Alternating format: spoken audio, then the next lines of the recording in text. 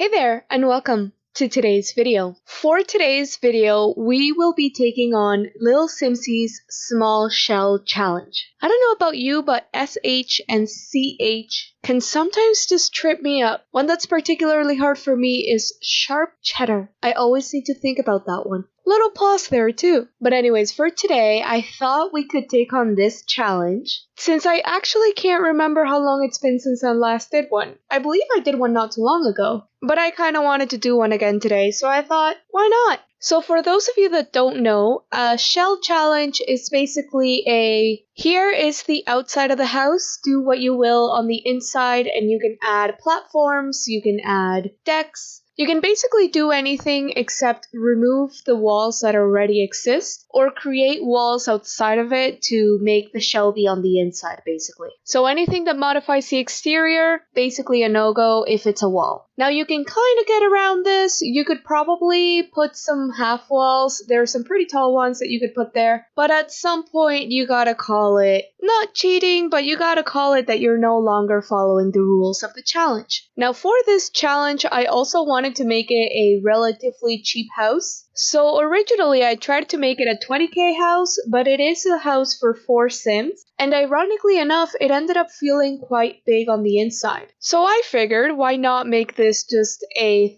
30k house, which is a little bit more expensive than what I wanted it to be, but it's not super out there either. So true to a shell challenge, it was quite a treat trying to figure out the layout for this one. There was a weird 1x1 bump out. At least it's not as weird as when it was a 2x1. The roofing took me a bit to figure out as well. And all in all, it was just a matter of where do I want windows and where am I okay with there not being windows, basically. So this house ended up being a 2-bedroom, 2.5 bathroom house. Now, it sounds like a lot, but there is a bit of a caveat to that. The 2 full bathrooms don't have bathtubs. These are 2x2 bathrooms, which yes, they do work. The whole house is play tested and everything functions properly. So it was kind of surprising to me that I was able to fit 2 bathrooms, and I debated removing one of the bathrooms, perhaps making the bedrooms a little bigger, having a bit of a different layout since the dining room is almost non-existent. But I figured the layout was already done and the floor plan actually worked out okay, so why change it in the first place? Now at first you'll see me placing around a lot of things that is not the final color, don't worry about it, since I was making sure items actually